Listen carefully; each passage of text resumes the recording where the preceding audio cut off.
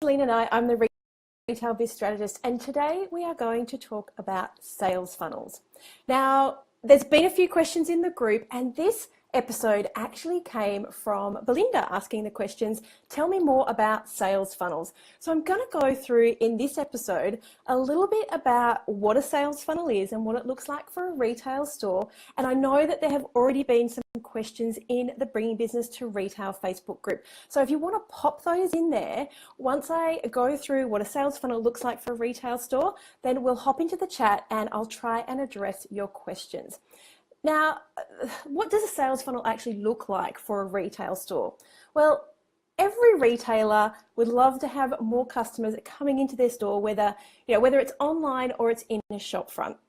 And as business owners, we spend a lot of time and a lot of money obsessing over the best ways to attract these customers, yeah?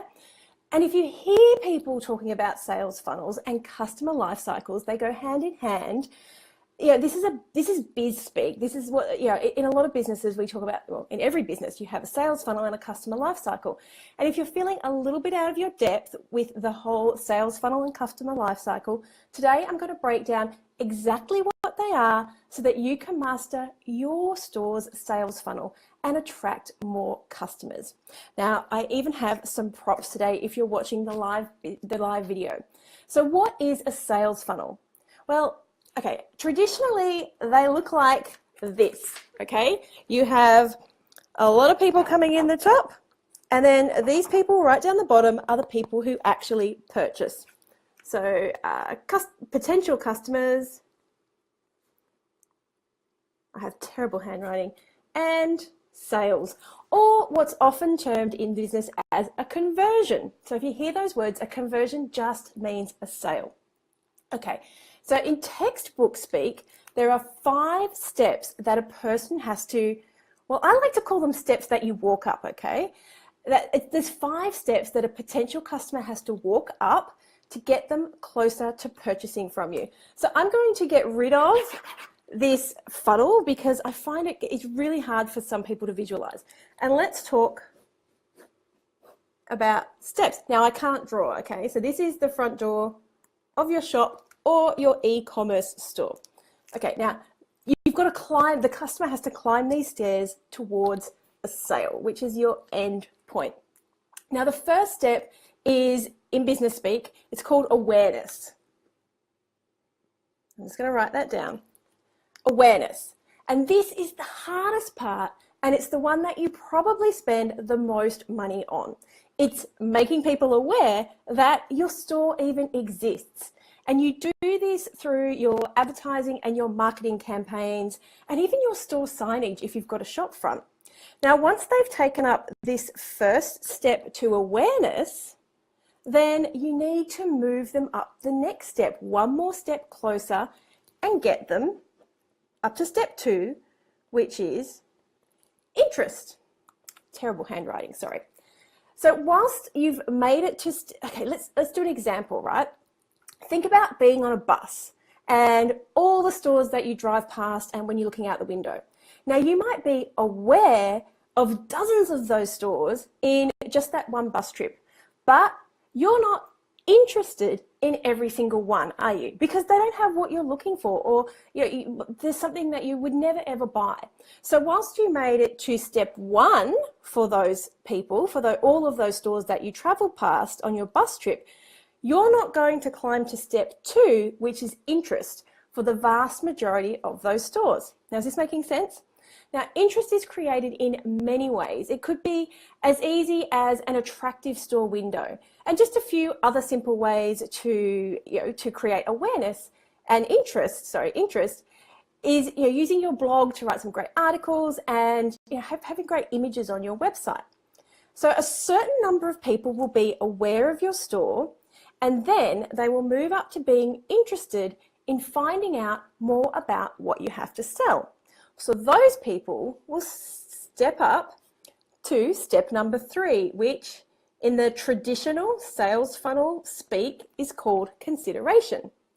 Now in retailer speak, I like to say this is where they start looking around. they'll start clicking on categories in your web store, or if you've got a shop front, this is the point where they start browsing. So they've made it to like the front door. You know, that's the great part. Once you get to the interest, they've made it to like the front door. This should probably have been like a cash register rather than a door. That's probably a better understanding of what we're trying to get to. So at this stage, they still don't know if they're going to be buying anything yet. Once they've browsed or considered, I think we'll call this one browse, then they move up to step 4, which is evaluation. And this is the point, like this is so close, and you will have seen this, you know, if you've got a website, you'll see it in the people who start to drop off once they get, you know, to this point. And if you've got if you've got a shop front, you'll see it where people start to pick up things, and that's step 4. So evaluation is where the customer is picking up things, they're looking at them, they might be smelling them, they might be touching them. Or if you've got an online store, this is the part where they start clicking on individual products, and they'll be reading the descriptions and looking at all the images and trying to work out in their head if this is a product that they need to buy. So they're really close at this point. And often this is where a lot of people fall off. This is where you've got them interested, but you can't move them to step 5. This is a really steep one, which is the sale. So the closing. And at that 5th step, the highest step, it is the smallest part of that typical funnel, right? It takes a lot of effort to climb up these stairs to get through to the sale. And the sale is when they finally go through the checkout, whether it's online or in-store. So am I making sense? We've got 5 steps. We've got to make them aware of your store, and then we have to get them interested in your product, and then you have to get them to browse. This one, you know, step 3, you know, if you've got a good site or if you've got a nicely laid out store, you know, this is the part that sort of sucks them in, and then they start thinking about whether they need this product, and then they move through to the sale.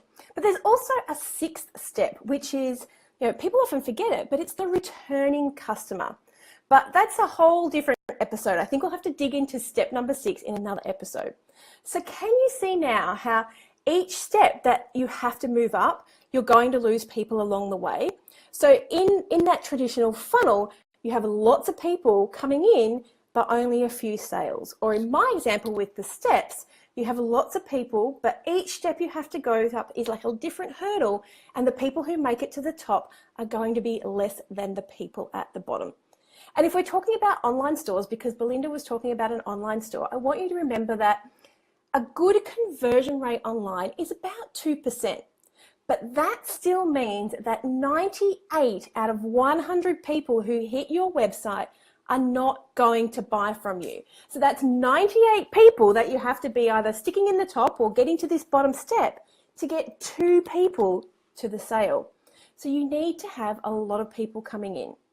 Now that you've got a better understanding of how a sales funnel works, you'll hopefully be able to analyze at what point in those steps your potential customers are dropping off, and work out how many people you need coming into that funnel to make a sale. Now, if you'd like to get some more personalized assistance on creating sales funnels that get you more sales, you might be interested in my Boutique Rockstars program, where you'll get one-on-one support from me every single week to help you build your retail store. And you can get some more information on that at selenaknight.com/rockstars. For now, have a fantastic week. This episode is brought to you by my new resource, the 5-minute hack to make you a copywriting ninja. If you have an online store, then this is for you. It will show you exactly how you can update your product descriptions in order to make more sales. Download it for free at selenaknight.com/ninja.